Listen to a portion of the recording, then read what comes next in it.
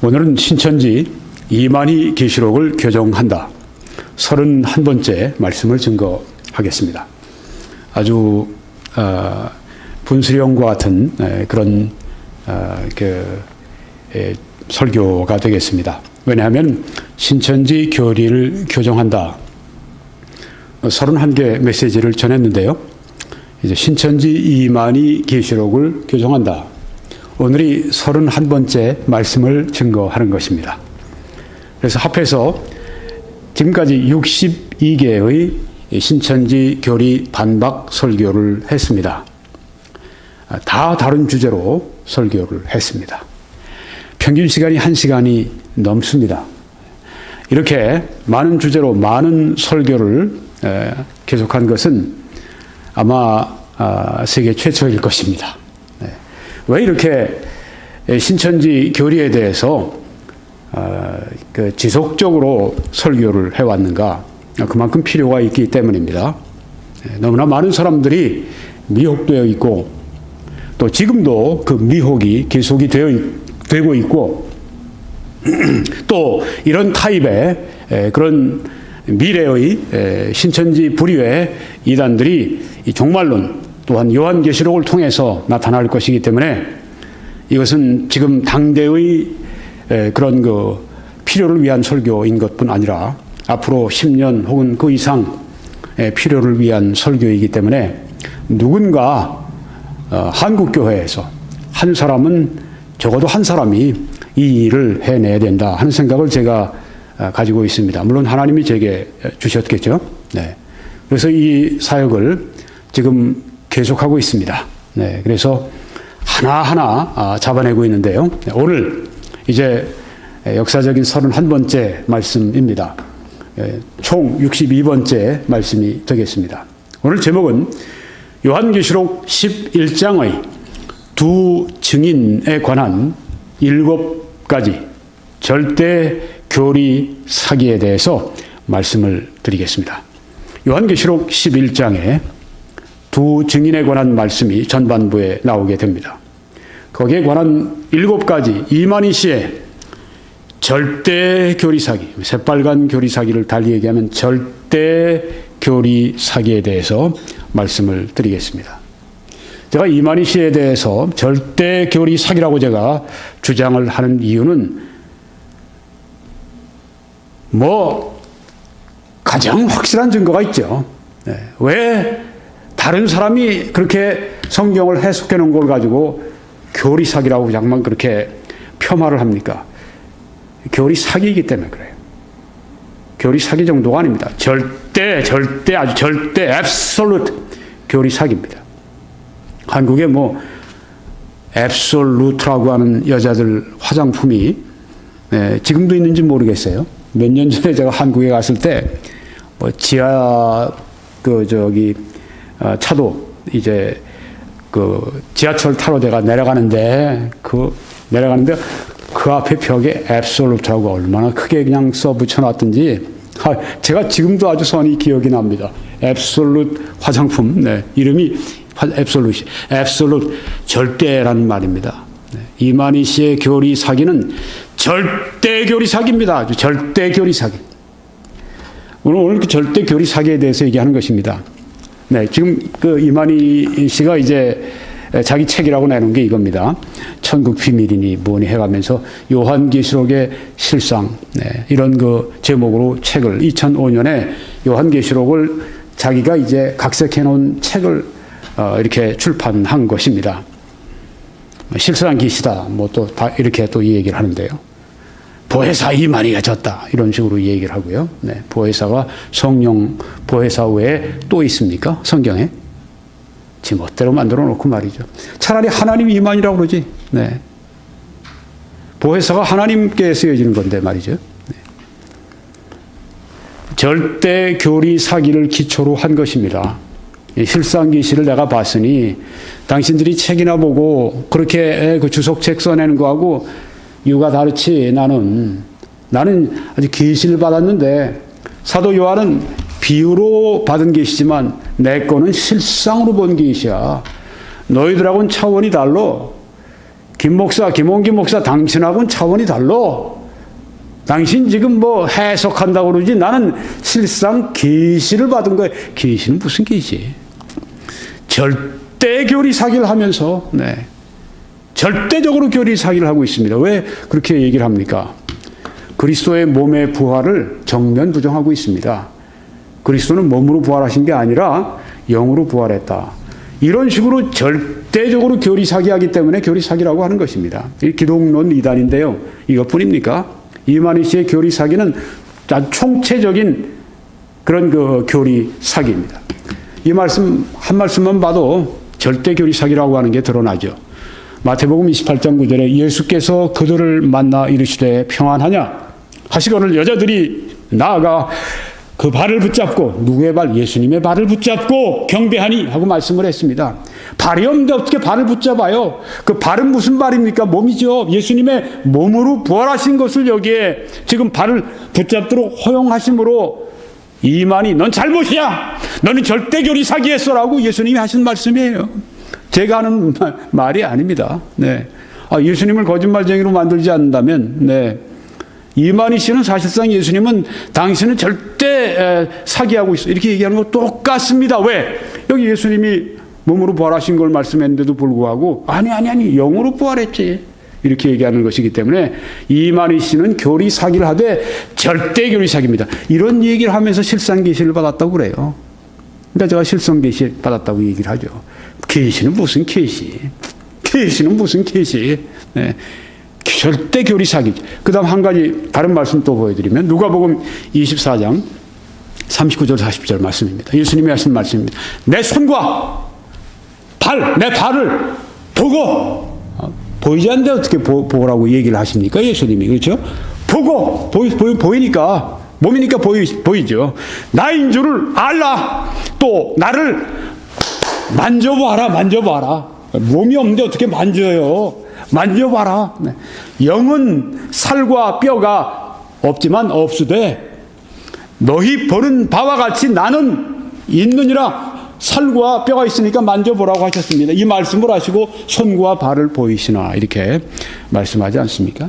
근데 이게 예수님이 몸으로 부활하신 게 아니라 영으로 부활했다고 주장을 이만희 씨가 계속하고 돌아다니니까 당신은 교리 사기자지. 교리 사기했지. 절대 교리 사기했지. 그러면서 그걸 기초로 내가 그런 실상 계시를 받아서 나온 게 요한계시록의 실상이다. 거기 나오는 그런 모든 것들이 다 절대 교리 사기, 새빨간 교리 사기를 기초로 한 말입니다. 오늘 여러분들이 이제 제가 7가지 교리 사기를 보여드리는데요. 그게 다 절대 교리 사기라고 하는 거 여러분이 아시고 들으셔야 됩니다. 그래서 뭐 무슨 말을 하는지 여러분이 들으실 때 저 거짓말 또 하고 있구나.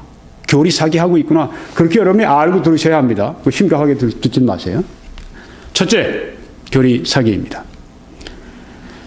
갈대가 이제 나오는데 그 두 증인 중에 한 사람이다. 이렇게 또 이야기를 합니다. 그러면서 이게 바로 내가 받은 그 비유, 갈대는 비유고 그 사도 요한이 받은 그 갈대는 비유로 받은 거고 내가 받은 실제 그 계시는 두 증인 중 한 사람이다. 이게 바로 하나님의 계시다. 이렇게 얘기를 한. 절대 교리 사기하는 거 여러분이 알고 계세요.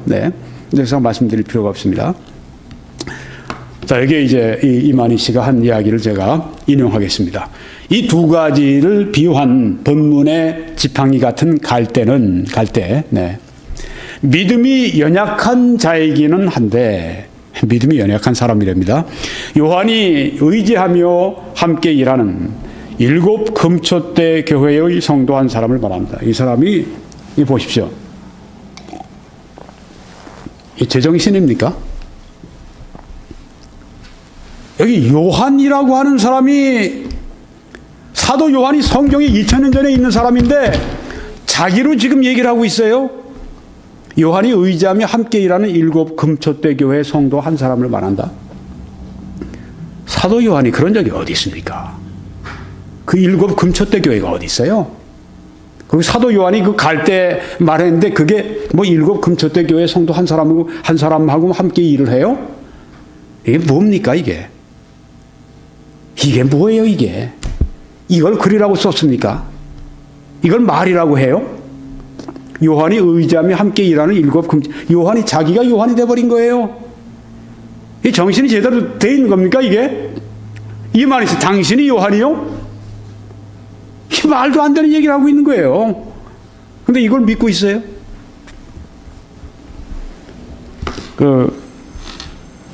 한국 유명한 김동길 교수가 연설하다 보면 그런 말을 자주 하죠. 이게 뭡니까? 그분이 이북 분이시거든요. 이게 뭡니까? 네. 저도 어머니가 평안도 정주 분이셔서 제가 이렇게 말을 하면 이북에서 이제 이북민들은 아니 어디 고향이 이북입니까? 그렇게 저한테 묻습니다. 아닙니다. 근데 왜 이북 사투리가 그렇게 들립니까? 그래서 어머니가 이제 평안도 정주 분이십니다. 그러면 아 그렇습니까? 이제 그렇게 말씀들 하세요. 네, 이게 참 요한이 의지하며 함께 일하는 자기를 얘기하는 거예요. 자기가 요한이 돼버린 거예요. 이 참 뭐지 말이 안 되는 얘기. 사도 요한이 어떻게 자기예요? 네.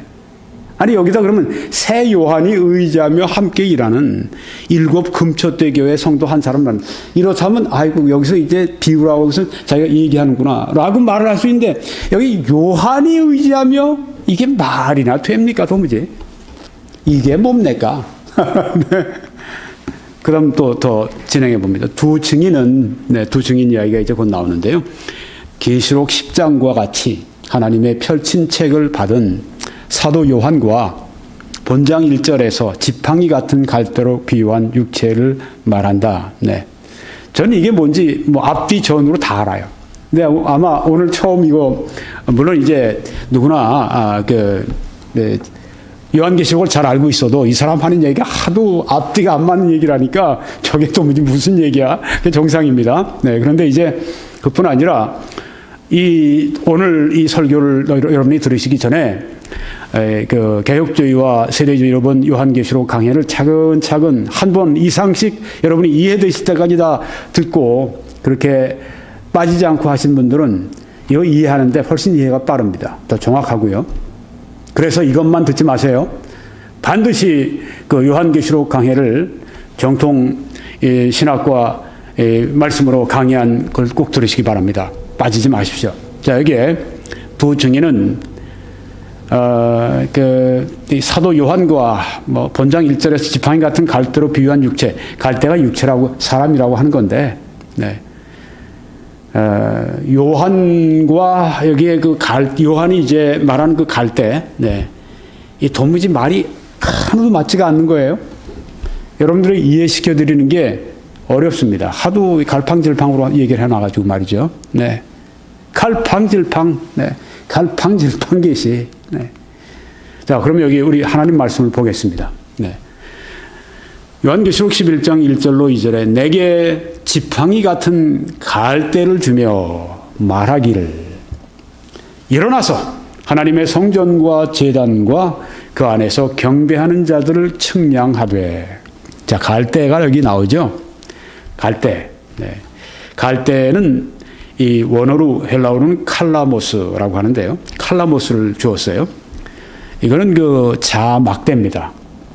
이게 눈금 막대인데요. 이렇게 해서 우리 눈금자 같은, 네. 바로 그 갈대를 말하는 것입니다. 그 갈대를 지금 지팡이 같은 갈대를 주면서 가서 재보라. 하나님의 성전 또 제단 그리고 그 안에서 경배하는 자들을 재보라. 이렇게 여기에 말씀하는 것이 나옵니다. 이 갈대가 사람이라고 그러니 갈대가 새 요한이라고 하는 이만희라고 하는 사람과 함께 일하는 사람이라고 여기서 갖다가 붙여 놓습니다. 이 갈대가 무슨 사람이에요? 자기하고 함께 일하는 사람이랍니다. 이제 책을 읽어보게 되면 홍종효라는 사람이 나와요. 네. 두 증인이다.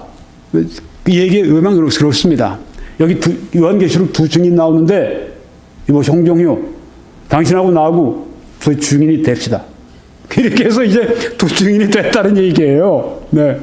홍종효라고 하는 사람이 지금 인터넷에 여러분들 한번 직접 들어가서 홍종효, 홍종효. 네, 이 세 자를 써놓고 여러분이 그 동영상 한번 보시기 바랍니다. 네, 참 기가 막혀요. 네. 그 양반 이제 홍종효라는 사람의 그 동영상이 이제 떠 있는데 한번 꼭 직접 들어가서 보시기를 바랍니다. 이 사람은 지금 뭐 서울의 어디 한 군데에서 뭐 내가 재림 예수사 그러면서 또 있다고 그러죠. 네. 근데 하여튼 이 두 사람이 서로 이제 함께 일하다가 홍종효가 나갔어요. 아, 그럼 성경이 이루어지지 않았네. 예. 그럼 이만희 씨가 가만히 있나요? 그 사람 대신했으니까 다른 사람도 쓰자. 그럼 나오는 거죠. 지 멋대로 갖다가 요한계시록을 누더기로 만들어 놓는 거예요. 이 갈대는 갈대입니다. 네. 이 갈대는 요단 골짜기에서는 여러분이 지금 보시는 저 갈대인데요. 이게 자라면은 4.5 내지 6m까지 이렇게 키가 커진다고 합니다. 갈대가 무엇인가를 여러분이 지금 보고 계십니다. 또 속이 비어 있고 아주 가볍답니다. 지팡이로 쓰기에 좋고 단단하고 또 그것을 이제 펜으로 만들어서 쓰기에도 할 만큼 강하다고 그래요. 재료가요. 또 길고 6m나 뭐 되면 길죠. 길고 아주 가볍답니다. 비어 있으니까 막대기로 이렇게 짚고 다니기도 쓰기도 아주 재는 그런 자막대기로 이렇게 쓰기도 적합하다고 합니다. 우리가 에스겔서에 보게 되면 거기에 천년 왕국 성전입니다. 이 세계주의자들은 이제 거기에 에스겔이 바라보고 잰 그 전은 천년 왕국 때 지어질 성전인데 에스겔이 여기에 이 갈대를 가지고 자막대로 이용해서 재는 데 사용하는 걸 볼 수 있습니다. 지금 여기 요한에게 동일한 말씀을 하시는 겁니다. 그 갈대로 재보라고 하는 그 말씀은 에스겔이 이미 천년 왕국 성전을 재는데 사용을 한 것을 볼 때 이건 갈대입니다. 갈대. 여기서 무슨 사람이 나와요. 갈대가 왜 사람으로 바뀝니까? 갈대가 뭐 사람이니 자기와 함께 일하는 어떤 한 사람이니 네. 사도 요한이 또 왜 두 증인입니까? 말도 안 되는 얘기를 하고 있어요. 갈대가 사람이라고 얘기하는 거. 본래가 교리 사기로 하는 것을 여러분이 아십니다. 네. 무슨 말을 하고 있는가 여러분이 지금 보시는 것에 불과합니다. 두 번째 교리 사기는 성전이 이제 있었죠. 그 성전과 제단과 그 안에서 경배하는 자들을 재보라 하는 말씀이 나왔습니다. 성전이 무엇인가?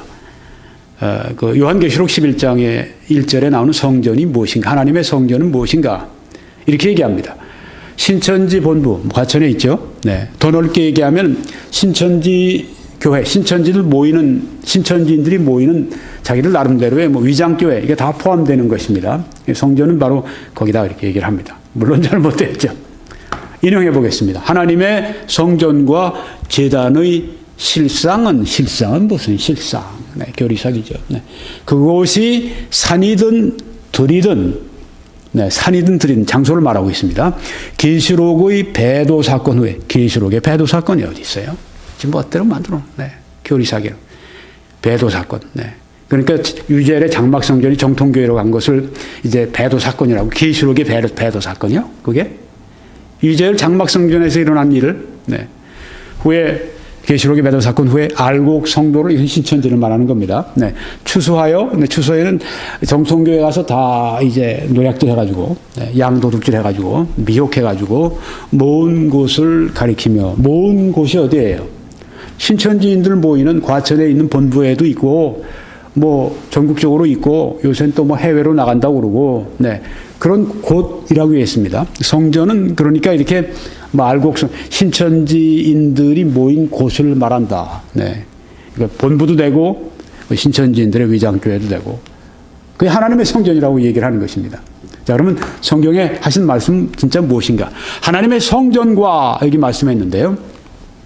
정통교회에서는, 개혁주의에서는 이렇게 보고 있습니다. 이 성전, 여러분이 지금 성전을 보고 계십니다. 이것은 헤롯이 지은 성전입니다. 네. 어마어마한, 장엄한, 아름다운, 그 당시 헤롯 당시의 세계에 7가지 불가사의 중에 하나라고 일컬어지는 그런 위대한 건축물입니다. 네, 성전, 헤롯 성전. 이 성전 무엇을 뜻하는가? 개혁주의에서는 이 성전은 교회라고 그렇게 상징적으로 해석을 합니다. 여기서 하나님의 성전을 재보라고 했는데 이 하나님의 성전은 여기 성경에 나오는 이 성전은 바로 여기 지금 여러분이 사진으로 성전을 보고 계세요. 저 성전이 아니라 저 건물 저 성전이 아니라 헤롯 성전과 같은 솔로몬 성전 같은 성전 건물이 아니라 상징적으로 여기서 말씀하는 것은 교회를 말한다. 모든 하나님의 자녀를 말한다. 이 모든 하나님의 자녀라고 개혁주의에서 말하는 교회는 구약에 있는 모든 오실 예수 그리스도를 믿고 구원받은 성도들과 또한 이미 오신 예수 그리스도를 믿고 이제 신약시대 때 구원받은 그 모든 성도들, 신구약에 있는 모든 하나님의 자녀들을 다 포함해서 교회라고 합니다. 그게 바로 이 성전이 상징적으로 교회다 이렇게 말하는 것입니다. 세대주의는 어떻게 말을 하는가? 네, 또 한 가지. 하나님의 성전과 함께 아까 그 안에서 경배하는 자들이 있다고 그랬죠. 그런데 이 개혁주의에서 특별히 윌리엄 핸드릭슨 박사님은 하나님의 성전만 교회가 아니라 그 안에 성전에서 경배하는 자들 이들도 교회다. 그러니까 하나님의 성전과 그 안에서 경배하는 자들 같다고 보는 거예요. 다 교회, 신구약 시대의 모든 믿는 이들 이렇게 본다고 하는 것입니다. 성전은 교회다. 이렇게 그 안에서 경배하는 자들도 교회다. 네, 그렇게 본다고 하는 것입니다. 그런데 세대주의는 어떻게 봅니까? 존 메가더 목사님은 여기에 말씀하는 성전은 다른 것이 아니라 4차 성전을 말하고 있다. 그 4차 성전이면 그동안 1, 2, 3차는 뭡니까? 1차는 솔로몬의 성전입니다. 2차는 바벨론 포로에 돌아온 다음에 스룹바벨이 지은 스룹바벨의 성전입니다. 세 번째는 좀 전에 여러분이 지금 보고 계시는 헤롯 성전입니다. 이건 뭐 2000년 전에 있었던 성전이죠.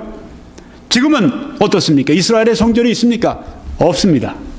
성전이 있던 그 터에 지금은 무엇이 있습니까? 모슬렘의 모스크가 거기에 지금 있습니다. 그래서 앞으로 정통 유대교인들은 이제 그걸 허물어버리고 거기다가 이제 다시 그들의 유대교 성전을 지으려고 지금 다만반의 준비를 갖추고 있다고 하는 얘기를 우리가 듣습니다. 네. 앞으로 지어지는 이 환란기 시대에 있는 성전이 있는데 그게 4차 성전이라고 하는 거죠. 자, 그때 환란기의 성전이 이렇게 들어설 텐데 그럼 이 성전은 상징적으로 말하면 무엇인가? 아까 개혁주의에서는 이 성전을 교회라고 이렇게 상징적으로 해석을 했습니다. 그런데 여기에서 지금 세대주의에서는 이 환란기의 성전인데 상징적으로는 뭘 말하는가? 이스라엘을 상징한다고 보는 것입니다. 개혁주의에서는 이 성전은 교회라고 그렇게 상징적으로 보고 여기에 지금 세대주의에서는 여기에 지금 이 성전은 환란기 제4차 성전을 말하는데 교회가 아니라 이스라엘을 상징한다. 이 성전은 이스라엘을 상징하죠. 네, 문자적으로 본다고 하는 거예요. 상징적으로 요한계시록을 보고 있는가? 개혁주의입니다. 문자적으로 성경을 보고 있는가? 세대주의입니다. 상징적으로 여러분들이 성경을 보게 되면 이 안에서 영적인 그런 그 교훈과 영적인 격려와 영적인 그런 그 위로를 굉장히 많이 받습니다. 그런데 만약에 세대주의식으로 문자적으로 여러분 해석을 하게 되면 어떻게 되죠? 이건 장래에 일어날 역사가 되는 것입니다. 그리고 역사는 어떻습니까? 시공상에 이루어지는 몇 날 며칠에 몇 시에 어떤 곳에서 어떤 사람이 이런 모든 것들이 있는 아주 실제적인 책이 되는 것입니다. 요한계시록을 만약에 세대주의 관점에서 보게 되면요, 이 세상을 읽는 눈이 굉장히 밝아지죠. 굉장히 예리해지죠. 왜? 어떤 장소, 어떤 데서 어떤 인물이 어떤 운동이 전개되고 이런 모든 것들에 대해서 보게 된다고 하는 거죠. 그러니까 이건 미래 역사 책이 된다고 하는 것이죠. 그런 면에서 그 세대주의 해석에 그런 특징이 있다고 하는 것입니다. 여기에서 왜 그러면 4차 여기 성전인데 왜 이걸 이스라엘의 상징으로 보는가? 문자적으로 보니까 네. 성전은 이스라엘의 상징이죠. 문자적으로 보면. 이게 뭐 유대교 성전이지 이게 무슨 뭐 교회당은 아니잖아요. 그렇죠? 네. 환란기 성전이 세워질 때 유대 땅에 예루살렘에 다시 그 지금 모스크다 헐고 거기에 세워지게 될 텐데 그때 적그리스도의 협조에 의해서 그렇게 될 수 있는데 이스라엘을 상징한다고 보는 것입니다. 그러니까 여러분이 지금 앞으로 계속해서 이 말씀을 들으시면 개혁교회는 개혁주의는 자꾸만 이제 그 성전이나 이런 것들을 교회로 해석을 합니다. 반면에 이 세대주의는 이런 성전이나 이런 것들을 자꾸만 유대인, 이스라엘 이렇게 해석하는 걸 여러분이 보실 수 있어요. 왜? 상징적으로 해석하느냐, 문자적으로 해석하느냐. 거기에 차이가 있는 것입니다. 계시 받으면 쉬운데 계시는 여기 있죠. 네, 계시는 여기 이미 주셨어요. 이미 미래에 있을, 혹은 우리가 개혁주의로 볼 때는 지금 현재 있을 우리의 상황 가운데 우리가 적용할 수 있는 말씀들이 여기 다 있습니다. 이걸 우리가 조명을 받고, 성령의 조명을 받고 깨달으면 되는 거예요. 성령의 조명이 지금 우리에게 필요한 것입니다. 계시가 여기 있습니다. 네, 계시는 이미 우리가 받았습니다. 2000년 전에 사도 요한을 통해서 받았습니다. 이제 그것을 우리가 어떻게 이해하느냐. 이게 성령의 이제 계시가, 그건 사도 요한이 받은 것이고, 성경의 기록자들이 여기 받은 것이고, 우리가 받은 것은 성경의 계시를 이제는 깨닫고 이해하는 성령의, 이제는 계시 사역이 아니라 성령의 조명 사역, 조명, 이렇게 빛을 비춰주는 조명, 우리에게 깨닫게 해주시는 사역이 필요하다고 하는 것이죠. 근데 상징적으로 이렇게 깨닫고자 하면 이렇게 개혁주의식으로 이해하게 되어 있습니다. 근데 이걸 문자적으로 우리 조명을 받는다고 할 때도 이렇게 우리가 또한 이해하게 된다고 하는 것입니다. 둘 다 가능한 방법이에요. 상징적으로 보는가, 문자적으로 보는가. 문자적으로 보는 사람들은 어떻습니까? 주님이 굉장히 가까우셨구나. 이런 모든 세상의 사건들을 볼 때 이렇게 자꾸만 얘기를 합니다. 김종철 감독 같은 사람이 이제 제3성전 이런 것을 이제 내놓고 얘기하는데, 거기에 그분이 그냥 어떤 그 몇몇 사람들 얘기 정도가 아니라, 보니까 제가 공부한 탈봇 신학교에 그 아주 유명한 로버트 서스이 박사 같은 평생을 조직 신학자로 산 분들, 그분들한테 인터뷰를 딱 한단 말이에요. 또 미국의 아주 세계적인 월터 카이저 같은 구약학자, 그런 분도 가서 딱 그 인터뷰를 한단 말이에요. 김종철 감독이. 그 아주 똑똑해요. 네. 아주 미국의 세계적으로 최고 권위 있는 그런 세대주의 신학자들한테 가서 딱 인터뷰를 요청합니다. 그분들이 우리가 주님 오실 때가 가까웠다고 그렇게 생각이 됩니다. 그런 분들이 얘기를 해요. 네. 지금 잠깐 미래에 주님이 오실 때가 가까웠다 얘기를 하죠. 그러면 개혁주의에서 어떻습니까? 그런 얘기 자꾸만 하면 시한부 종말론해서 맨날 메시에 예수님 오시니까 다 다락방에 모여서 흰옷 다 갈아입고 거기서 우리 기다리자, 이런 또 극단적인 얘기 또 나온다, 이렇게 또 이제 경고를 하죠. 네, 시한부 종말론자들이 그걸 이용하려고 하니까 그 사람들 주의를 끌고 사람들 모든 거 다 관심을 뺏도록 하고 다 그냥 이 재림에만 아주 초점을 맞추고 관심 맞추고 해서 갖다가 바치고 그냥 시간 바치고 노력 바치고 돈 바치고 이렇게 하기 위해서는 모든 관심 다 끊고 맨날 메시지의 종말이 가까웠다 이렇게 얘기해야 사람들이 거기에 푹 빠지지 않겠습니까? 이런 시한부 종말론의 폐해입니다. 우리가 종말이 가까우면 볼수록 어떡합니까? 더 거룩해지자고 성경에 나오지 않습니까? 왜? 주님 만나야 되니까 거룩해져야죠. 네, 거룩해져야죠. 우리가 매 생활 가운데서 하나님의 뜻 가운데서 우리가 충성스럽게 사는 것, 이게 바로 재림의 이 메시지의 중요한 목표인 것입니다. 들떠가지고 다락방에 흰옷으로 다 그냥 아주 다 옷 입고 거기 앉아서 그냥 찬송 부르고 맨날 몇 시에 오신다 이런 잘못된 이런 그 종말관을 가지지 말라는 그런 얘기예요. 곧 나옵니다. 네. 자, 그래서 그 다음에 이제 보시게 되면 성전은 뭔가 제가 그냥 한눈에 볼 수 있도록 비교해 드립니다. 신천지 본보다 신천지 위장교회다, 이런 식으로 이제 신천지에서 말을 하고, 말도 안 되는 교리사기고, 교회, 정통교회에서는 두 가지로 보죠. 성전은 교회입니다. 네. 아니, 세대주의에서는 환란기의 성전입니다. 여기에 말씀하는. 지금 요한계시록 11장 1절에 나오는 그 하나님의 성전은 지금 그때가 환란 시기니까 환란 시기에 지어지는 성전인데, 그것은 상징이라면 이스라엘을 상징한다, 이렇게 본다고 하는 것입니다.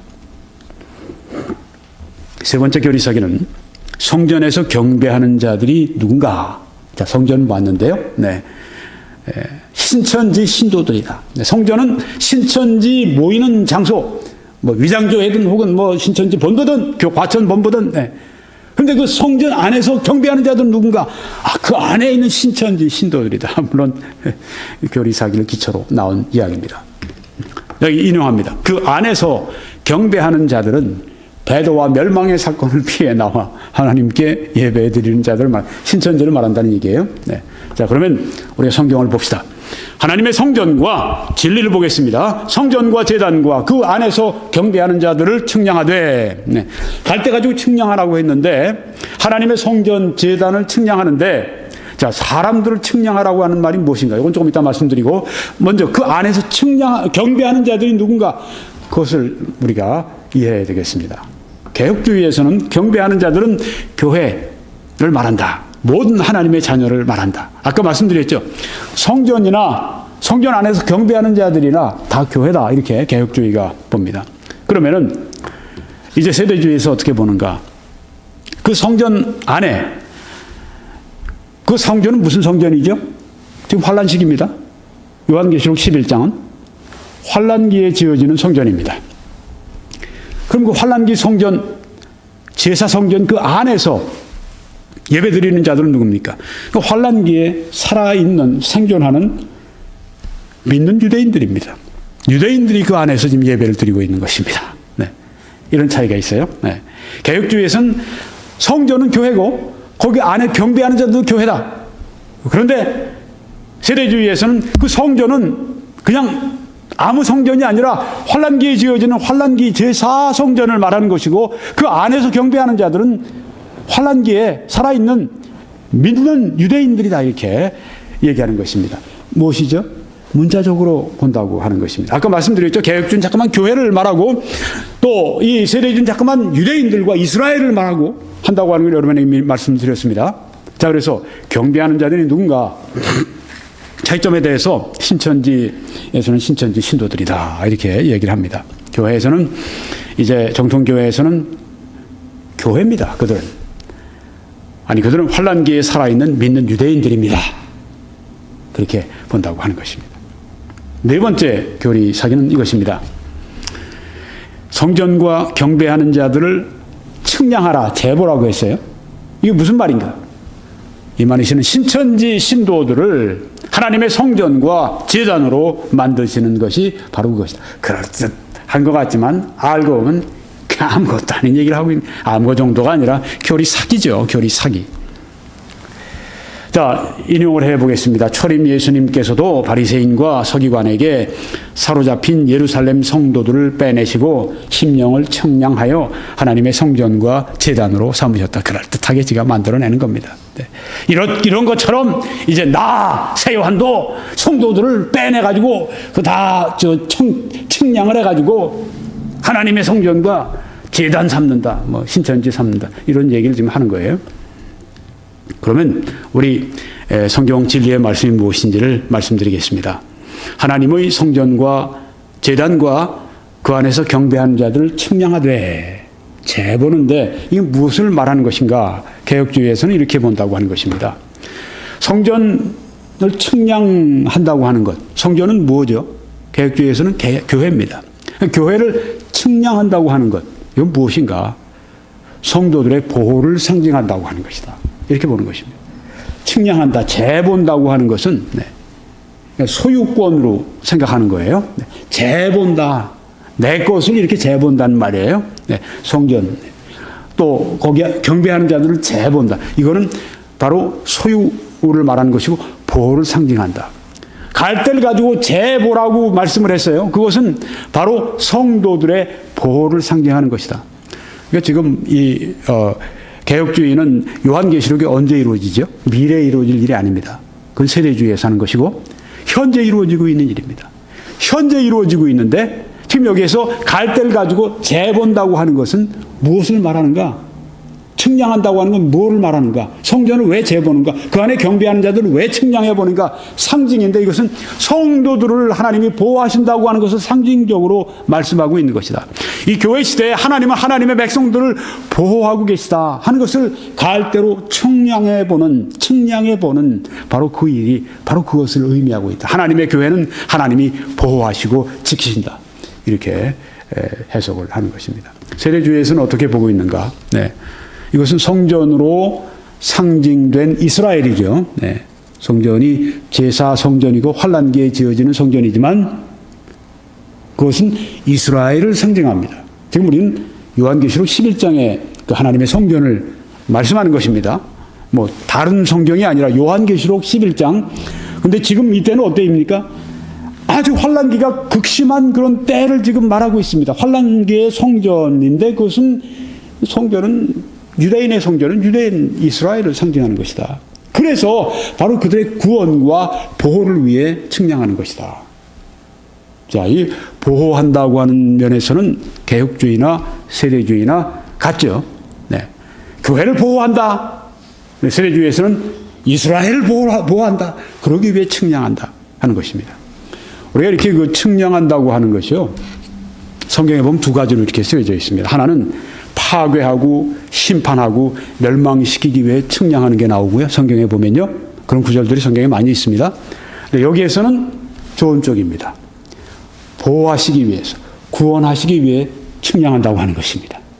네, 그래서 갈대로 재본다. 성전, 제단을 재본다. 그리고 그 안에 경배하는 자들 재본다 하는 것은 개혁주의에서는 이것은 하나님의 백성 교회를 보호하시는 것, 그것을 상징적으로 말하는 것이다. 세대주의에서는 아니 그것이 아니라 바로 이스라엘 환란기에 그 살고 있는 그 이스라엘 믿는 그 유대인들을 구원하시고 보호하신다고 하는 것을 상징적으로 우리들에게 말씀하는 것이다. 이렇게 본다고 하는 것입니다. 그래서요. 이제 다섯 번째 교리사기로 들어가면은 성전 바깥 마당이 있습니다. 성전이 있고 이제 바깥 마당이 있는데요. 이방인들의 뜰이라고도 합니다. 이게 장막 성전이다 이렇게 얘기를 합니다. 네. 이만희 씨는 신천지에서 하는 얘기는 그 성전은 무엇이죠? 신천지인들이 모이는 뭐 본부나 혹은 위장교회나 다 그런 데입니다. 그럼 그 안에 있는 사람들은 경배하는 자는 누구냐? 바로 신천지인들이다 이렇게 얘기를 합니다. 그러니까 성전은 신천지라고 보는 거예요.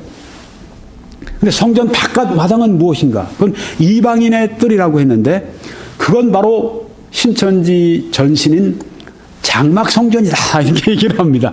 성전은 신천지. 그 다음에 그 이방인들의 뜰, 성전 바깥 마당, 그거는 위재열의 장막 성전. 이렇게 이야기를 합니다. 물론 교리사기죠. 자, 인용을 해보겠습니다. 이 사람의 이야기가 이렇게 적혀 있습니다. 본문에 성전 밖 마당은 성전 바깥 마당을 지금 그렇게 표현한 것입니다. 솔로몬이 지은 예루살렘 성전 밖 마당을 비유한 곳으로, 왜 비유를 해? 비유한 곳으로, 네. 계시록 성취대인 오늘날의 배도한 7 금초대 장막을 말한다. 네. 7 금초대 장막은 없어요. 네. 유재열의 장막 성전을 꾸며서 한 얘기입니다. 배도한 유재열의 장막 성전을 말한다. 성전 밖 마당은 배도한 유재열의 장막 성전을 말한다. 자, 그러면 우리 진리의 말씀이 뭘 말씀하는지를 말씀드리겠습니다. 성전 바깥 마당은 측량하지 말고 그냥 두라. 성전 바깥 마당은 어디입니까? 제가 지금 저기 노란 유대인의 별로 이렇게 제가 표시를 해놓은 곳이 있습니다. 여러분 보시죠? 네, 이렇게 그 성전 이 건물하고 이렇게 그 앞에 조그만 있는 뚜락하고 밖에 있는 거죠. 양쪽에 있는 큰 뚜락이 있습니다. 유대인들은 안으로 들어올 수 있지만 이방인들은 안에 못 들어옵니다. 만약 이방인들이 저 뜰에서 이 안쪽으로 들어오게 되면 로마 제국에서 유대인들에게 권한을 줬습니다. 죽여라. 그는 성전을 범하는 죄를 짓는 거니까 이방인들이 이방인의 뜰에서 넘어서 이 안쪽으로 성전 뜰 혹은 성전 안으로 들어오게 되면 죽여라. 아주 권한을 위임을 해줬어요. 자, 저기 그 이방인의 뜰, 저게 무엇인가? 이제 장막 성전이라고 신천지에서 이제 꾸며서 얘기를 했는데 개혁주의에서는 이렇게 얘기합니다. 성전 바깥 마당은 명목상의 신자를 상징적으로 말하고 있다. 이방인의 뜰, 네. 자, 성전은 교회를 말하죠. 네. 개혁주의에서는. 성전은 그 안에 경배하는 자들은 교회를 말합니다. 그런데 밖에 이방인의 뜰은 개혁주의에서는 그거는 교회가 아니다. 그는 교회를 나올지는 몰라도 기독교인이라고 이름을 부를지 몰라도 심지어 장로, 뭐 집사, 목사, 신학자 뭐라고 다 얘기를 붙일지 몰라도 그들은 중생하지 못한 명목상의 신자들이다. 성전 바깥 마당을 측량하지 말라고 했는데 성전 바깥 마당은 명목상의 신자를 상징적으로 말한다. 그렇게 보는 것입니다. 그러면 여기 지금 사진이 없지만 존 메가다워 목사님 같은 세대주의에서는 어떻게 보는가? 지금 이 성전이 어떤 때죠? 환란기니까 환란기 성전입니다. 환란기 성전의 바깥 마당이에요. 네, 실제로. 그런데 이게 무엇을 상징하는가? 그것은 환란기에 불신자 이방인들을 상징하고 있다 하는 것입니다. 네, 환란기 성전인데 상징적으로 볼 때 환란기 성전 밖에 마당은 무엇인가? 그건 이방인의 뜰인데 그것은 환란기에 있는 불신자 이방인들을 상징하고 있다. 이렇게 본다고 하는 것입니다. 그래서요, 이렇게 정리를 할 수가 있습니다. 네, 그 성전 바깥 마당은 신천지에서 그건 장막 성전, 유재열의 장막 성전을 말한다. 네.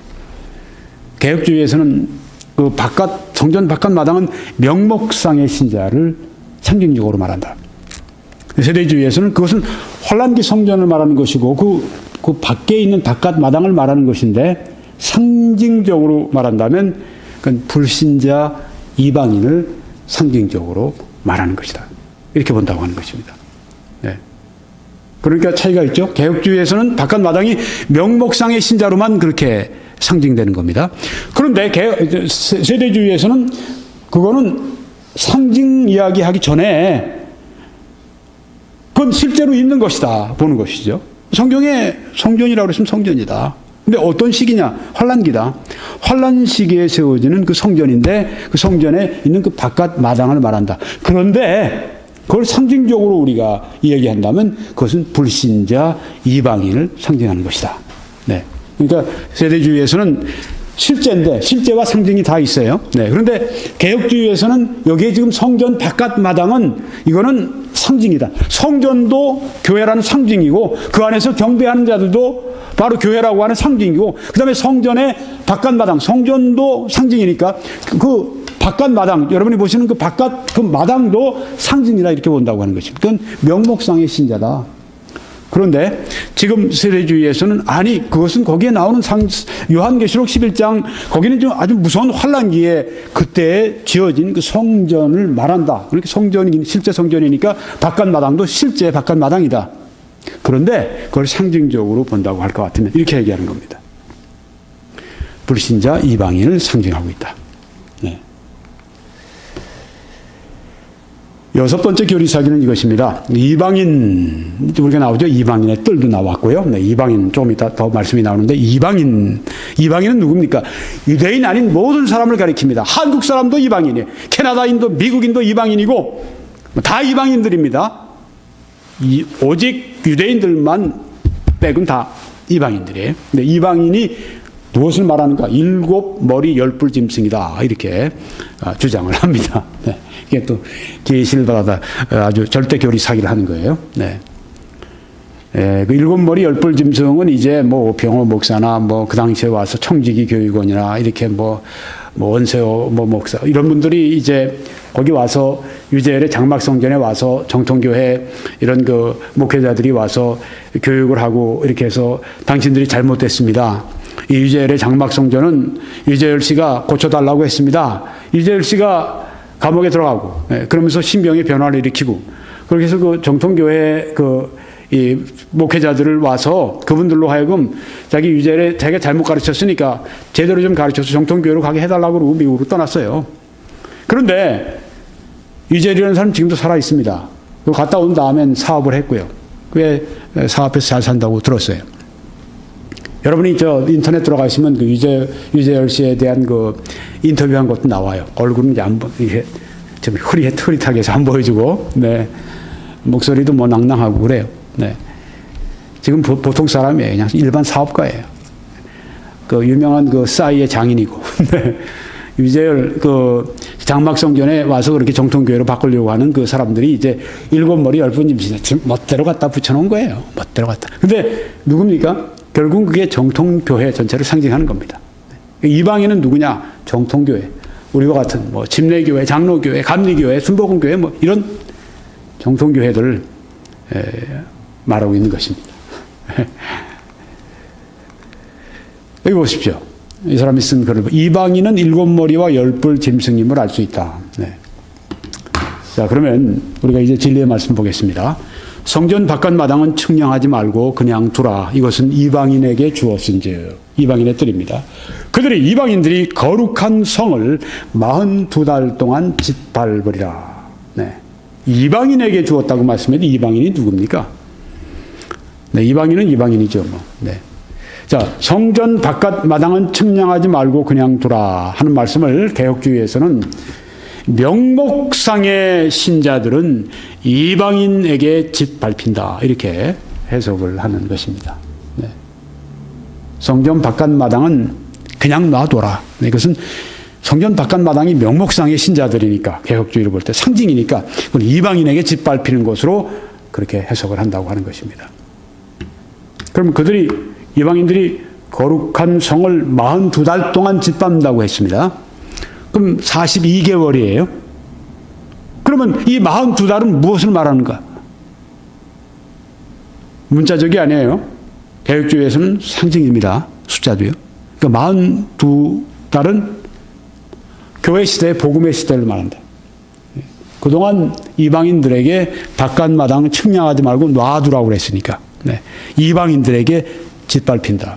하나님의 보호를 받지 못하고 이방인에 짓밟힌다. 이렇게 해석을 하는 것입니다. 세대주는 어떻게 보죠?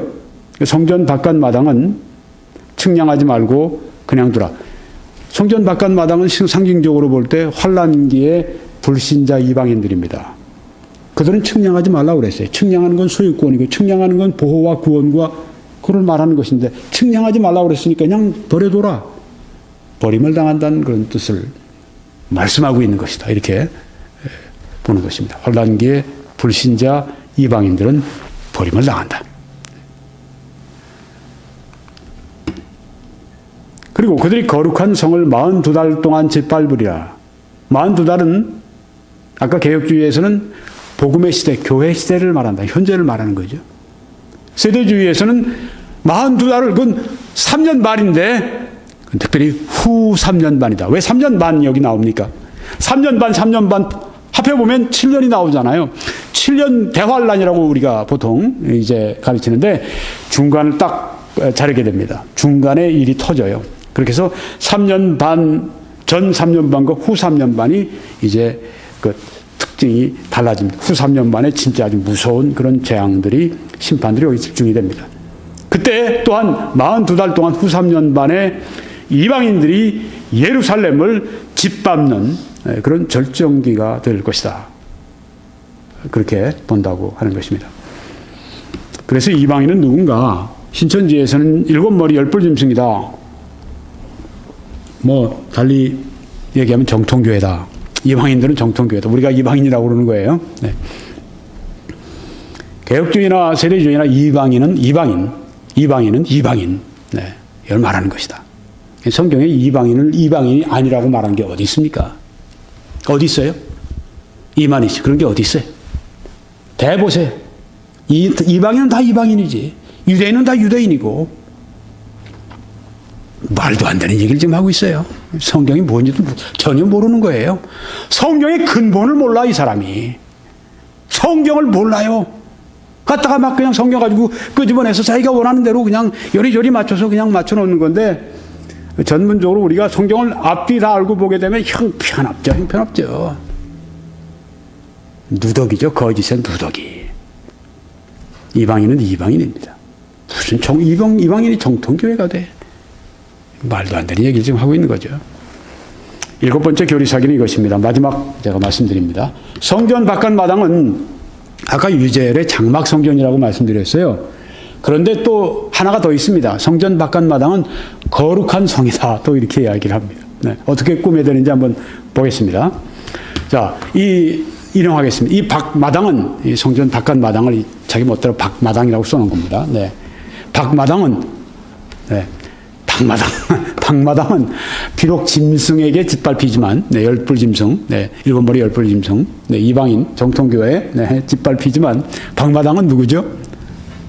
박마당 같은 애 꼭 뭐, 예, 박마당은, 네, 이 박마당이라고 하는 것은, 유재열의 장막성전이죠. 유재열의 장막성전이 비록 짐승, 정통교회에게 짓밟히지만, 네, 뭐 이런 얘기예요.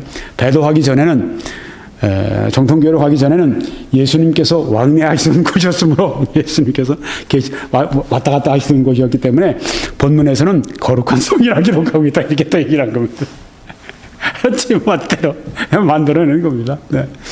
이게 성전 바깥 마당이 유재열의 장막성경이라고 했다가, 네, 그 다음에 이제 거룩한 성이 나오는데 이 거룩한 성이 뭔지도 모르고 지금 얘기를 하는 겁니다. 네. 거룩한 성이 뭐라고 거기다 장막성경이라고 갖다가 둘러대요. 네. 이 성경을 근본적으로 모르는 겁니다. 근본적으로 성경을 몰라요. 그러니까 이런 이야기를 지금 해야 되는 겁니다. 여러분, 우리가 여기에 지금 말씀한 그들이 거룩한 성을 42달 동안 짓밟으리라. 여기 지금 요한계시록 11장 2절에서 말씀을 했습니다. 이 거룩한 성이 뭘까요? 거룩한 성이 뭡니까? 장막성전. 네. 네. 그래서 이제 성전 바깥 마당을 장막성전이요, 또 그게 또 거룩한 성이요, 이렇게 얘기한 겁니다. 네. 왜 장막성전은 거룩한 성이라고 성경에 말씀했느냐? 근데 예수님이 전에 왕래하시는 곳이니까 거룩한 성이라고 얘기한 것, 이런 식으로 얘기를 한 거예요. 갖다 붙여놓느라고. 성전 바깥 마당은 장막성전 거룩한 성이라고 이렇게 신천지에서 교리 사기를 하고 있는데, 개혁교회에서는 명목상의 신자다 이렇게 보죠. 또 세대주의에서는 환란기 성전의 바깥 마당이다. 그런데 불신자 이방인을 상징한다. 자, 그러면 이제 거룩한 성에 대해서 말씀을 드려야 되겠습니다. 근데 성경이 성경을 푼다는 말씀이 있죠. 네, 성경이 이것저것을 우리가 보게 되면 이쪽에서 말씀한 성경 동일한 것을 이미 다 설명하고 있어요. 그래서 그렇게 우리가 이제 이 거룩한 성이 무엇인지를 발견하려고 합니다. 무엇인가? 네. 느헤미야 11장 1절에 보면 이런 말씀이 있습니다. 10분의 1은 거룩한 성 예루살렘에 와서 거하게 하고 그 9분은 다른 성읍에 거하게 하였으며. 여기 거룩한 성이 뭡니까? 예루살렘이죠. 거룩한 성 예루살렘이라고 나와 있지 않습니까? 이 성경에. 네. 거룩한 성은 장막성전이 아니에요. 거룩한 성 성경에 이미 나와 있어요. 예루살렘을 거룩한 성이라고 이렇게 말씀하고 있는 것입니다. 이사야 52장 1절에도 이렇게 말씀이 나옵니다. 힘을 입을지어다 거룩한 성 예루살렘이여 네 아름다운 옷을 입을지어다. 이 거룩한 성이 무엇입니까? 예루살렘입니다. 예루살렘을 거룩한 성 예루살렘이라고 그랬습니다. 여기 이사야 선지자가 말했고, 여기 앞에서 우리가 느헤미야는 어떻게 얘기했습니까? 거룩한 성 예루살렘에 와서 말씀했는데, 여기 이사야 선지자도 동일하게 말씀했습니다. 거룩한 성 예루살렘이요 이렇게 말씀했습니다. 거룩한 성은 예루살렘이라고 성경에 말씀했지 무슨 장막성전이에요. 거룩한 성 예루살렘입니다. 그 다음에 우리가 예수님이 십자가에 못 박히실 때, 그 다음에 부활하신 때, 그 다음에 이제 그때 사건을 말합니다.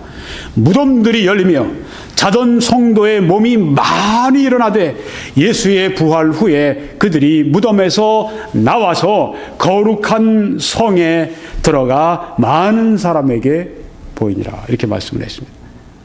예수님 돌아가실 때 무덤이 열리고 많은 성도가 일어나고 예수님이 부활하신 다음에 그들이 무덤에서 나온 다음에 거룩한 성에 들어가서 많은 사람에게 보였다. 거룩한 성은 무엇입니까? 거룩한 성 예루살렘을 말하는 것입니다. 네, 여러분 이 마태복음 27장을 앞 전후로 다 읽어보세요. 이게 예루살렘을 말하는 것이다. 주일학생 6학년도 이거는 확실히 이해할 수가 있는 것입니다. 거룩한 성은 무엇인가? 무슨 장막성전이니 뭐니 말이죠. 성경의 근본을 몰라요. 거룩한 성 예루살렘을 말하고 있다고 하는 것입니다. 네, 거룩한 성 예루살렘입니다. 네, 그들이 이방인이 거룩한 성을 42달 동안 짓밟으리라. 이 신천지에서 이만희 씨가 받았다고 하는 소위 교리 사기죠. 교리 사기는 이방인은 정통교회가 와서 거룩한 성 장막성전을 42달 동안 짓밟았다. 이런 식으로 이제 교리 사기를 해버린 것입니다. 여기 그들은 이방인은 이방인이에요. 유대인이 아닌 이방인. 로마 사람도 이방인이고 바벨론 사람도 이방인이고 애굽 사람도 이방인이고 한국 사람도 이방인이고, 근데 그들이 이방인들이 와서 거룩한 성 예루살렘을 42달 동안 짓밟았다는 말씀이에요. 이게 무슨 뚱딴지 같이 무슨 뭐 여기에 뭐 이방인이 무슨 뭐 정통교회가 와서 뭐 거룩한 성 장막성전을 뭐 짓밟고 말이죠. 이런 것이 신천지 교리라고 하는 것입니다. 자, 그래서 이방인이 와서 거룩한 성 예루살렘을 42달 동안 짓밟으리라. 42달은 무엇이죠? 3년 반입니다. 3년 반 동안 세례주의에서는 어떻게 보죠?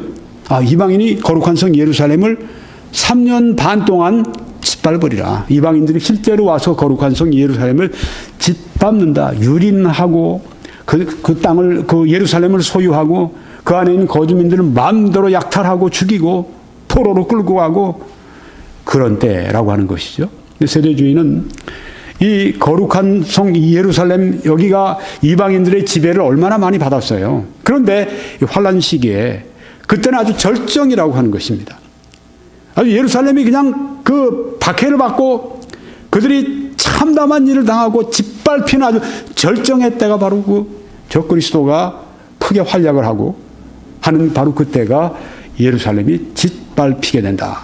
그런 뜻의 말씀이라고 보는 것입니다. 후 3년 반은 이방인들이 예루살렘을 짓밟는 절정기다. 그런데 우리가 이 말씀을 이해하기 위해서 아주 중요한 구절이 하나 있습니다. 누가복음 21장 24절입니다. 그들이 칼날에 죽임을 당하며, 예수님 말씀입니다. 그들이 칼날에 죽임을 당하며 모든 이방에 사로잡혀 가겠고 예루살렘은 이방인의 때가 차기까지 이방인들에게 밟히리라고 말씀을 했습니다. 자, 여기 예루살렘은 거룩한 성을 말하는 것입니다. 네, 거룩한 성 예루살렘은 이방인의 때가 차기까지 이방인들에게 짓밟히리라. 이방인의 때. 여기 예수님도 여기 말씀하신 거 아닙니까? 네, 요한계시록에 사도 요한이 받아서 한 말이 조금 전에 있었죠. 네, 이방인들에게 짓밟히리라. 여기 예수님도 그 전에 말씀하시기를 이방인의 때가 차기. 이방인의 때가 뭡니까? 이방인의 때가 차기까지 이방인들에게 짓밟히는데 예루살렘이 이방인의 때가 무엇입니까? 여러분이 도표를 보시면 지금 그 이방인의 때는 언제부터 시작이 되느냐 하면 바벨론이 이스라엘을 멸망시키고 예루살렘을 함락하고 거기에 있는 사람들을 죽이고 또 남은 사람들을 끌고 바벨론을 포로로 잡아가고 그때가 예루살렘 성이 무너지고 바벨론 사람들이 예루살렘 그 안으로 들어가서 이스라엘 사람들 잡아 죽이고 포로로 끌고 가고 한 그날이 그때가 언제냐면 주전 586년입니다. BC 586년. 그때부터 예루살렘이 바벨론 그리고 다른 외국에 의해서 이방인들에 의해서 지배를 당하고 짓밟히기 시작합니다. 바벨론, 그 다음에 누가 왔죠? 메데바사가 짓밟았습니다. 그 다음엔 그리스가 와서 짓밟았고 그 다음엔 로마가 와서 짓밟았고 지배한다고 하는 것입니다. 마음대로 한다고 하는 것입니다.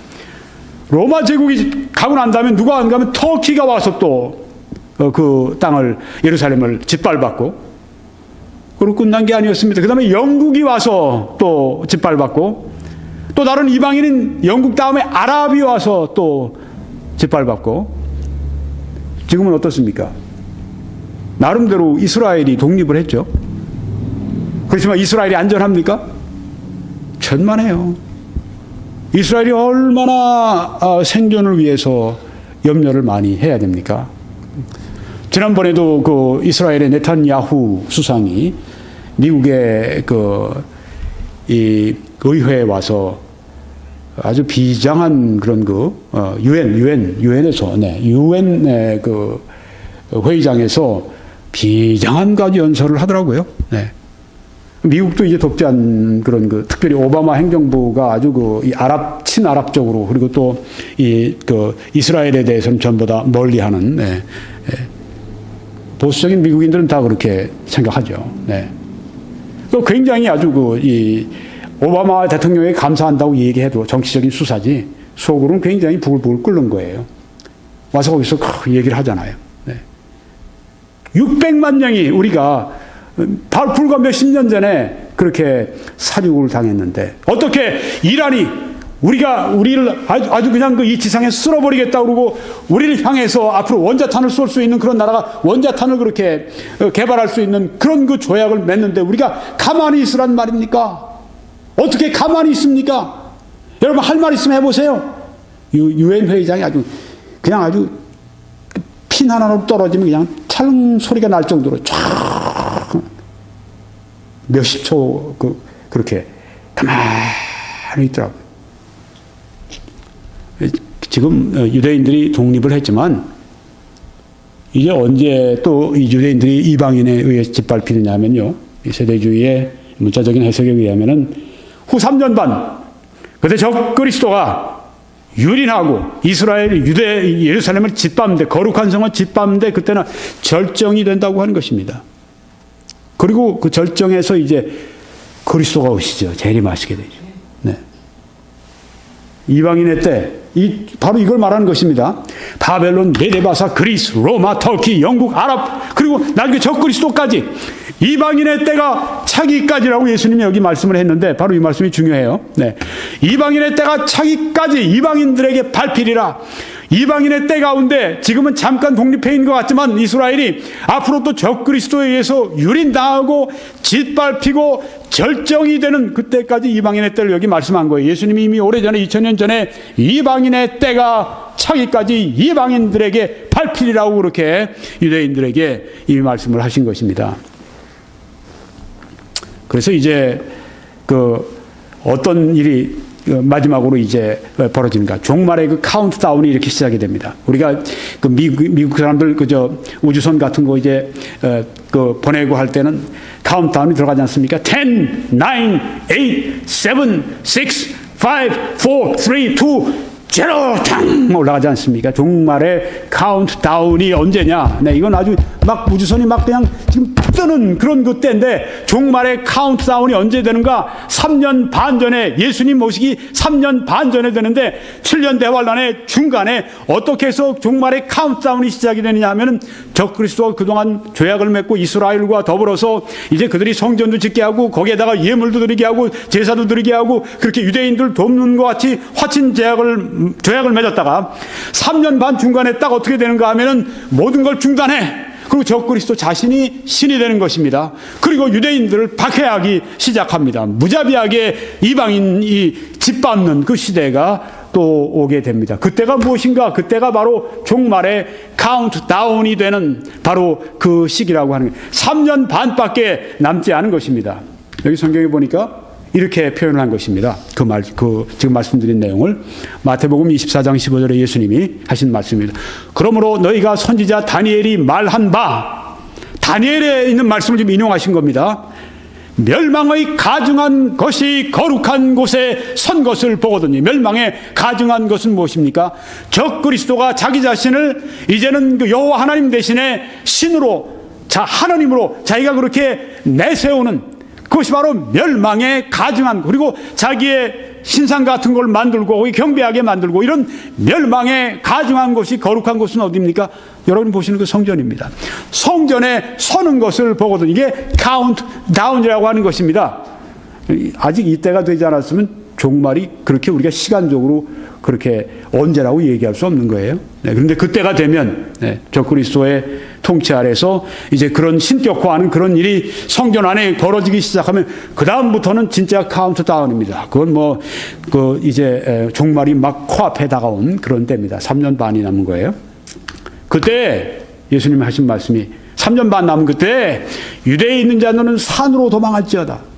지붕 위에 있는 자는 집 안에 있는 물건을 가지러 내려가지 말며 밭에 있는 자는 겉옷을 가지러 뒤로 돌이키지 말지어다. 도망가라는 얘기예요. 밭에서 집에 가서 내가 옷이라도 가지고 겉옷이라도 가지고 내가 도망가야지. 그러지도 말고 도망가라고 말씀을 했습니다. 그 날에는 아이 벤 자들과 산모들과 젖먹이는 자들에게 화가 있으리로다. 막 아이를 낳은 그런 사람들에게 왜 전쟁이나 이런 그 박해나 이런 어려움이 닥치면 누가 제일 고생합니까?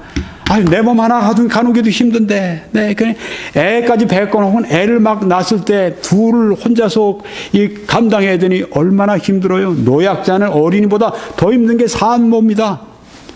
화가 있으리로다. 너희가 도망하는 일이 겨울에나 안식일에 되지 않도록 기도하라. 네. 겨울에 도망하는 일이 얼마나 힘들어요. 이는 그때 큰 환란이 있겠습니다. 창세로부터 지금까지 이런 환란이 없었고 후에도 없으리라. 이렇게 말씀을 하시는 것입니다. 네. 멸망에 가증한 것이 거룩한 곳에 선 후에 일어나는 그런 일들이 여기에 지금 예수님께서 그 박해가 얼마나 클 것인지 큰 환란이 있겠습니다. 그리고 큰 환란의 절정이 어디입니까? 아마겟돈 전투입니다. 외우기도 쉬워요. 요한계시록 16장 16절에 아마겟돈이라고 하는 단어가 나옵니다. 이 아마겟돈은 역사상 인류가 경험했던 가장 피비린내 가장 피가 많이 흐르는, 가장 많은 사람들이 죽고 사상하는 그런 대전투가 될 것입니다. 아마겟돈 전투가 있어서 막 전 인류가 진짜 아주 죽고 죽이는 그런 상황 가운데 들어왔을 때 하늘로부터 우리 주님께서 재림하시게 되는 것입니다. 그래서 계시록 19장 11절에서 16절에서는 만왕의 왕 만주로 천사장의 호령과 함께 천사들과 또한 성도들과 함께 장엄하게 임하시는 그리스도의 재림을 거기에 말씀하고 있습니다. 그리고 이제 오셔서 적그리스도를 멸망시키고 또한 그의 적그리스도를 따르는 자들을 멸망시키는 일을 예수님께서 하시게 되고요. 그 다음에 나라들을 심판하시는 것이 그 다음 순서입니다. 그리고 이제 천년 왕국을 세우시게 됩니다. 그것은 이 땅에 지상에 세워지는 천년 왕국입니다.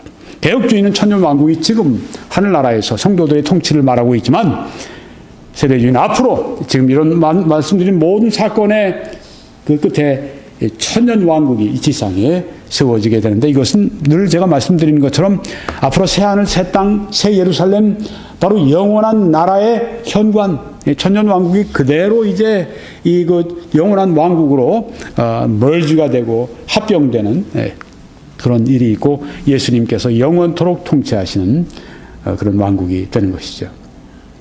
그때 이스라엘은 스가랴 13장의 말씀을 문자적으로 해석을 하면 이스라엘의 3분의 2가 멸망을 합니다. 그러니까 전에 있던 600만 대학살보다 훨씬 더 큰 대학살이 있는 거예요. 3분의 2가 멸망을 합니다. 그리고 3분의 1이 구원받고 천년 왕국으로 이스라엘 사람들이 들어가게 되는 것입니다. 이것이 앞으로 장래에 있게 될 역사이라고 하는 것입니다. 이제 결론 드리고 마치겠습니다. 오늘 저는 요한계시록 11장의 두 증인에 관한 7가지 절대 교리 사기에 대해서 말씀을 드렸습니다. 이렇게 해서 오늘 신천지 이만희 계시록을 교정한다. 31번째입니다. 30이 아니라 31, 31번째 말씀을 마치겠습니다. 이제 저희 다른 메시지들을 시청하시기 위해서 www.21church.com으로 들어오셔서 말씀을 시청하실 때 하나님께서 크신 축복으로 함께 하시기를 간절히 축원합니다.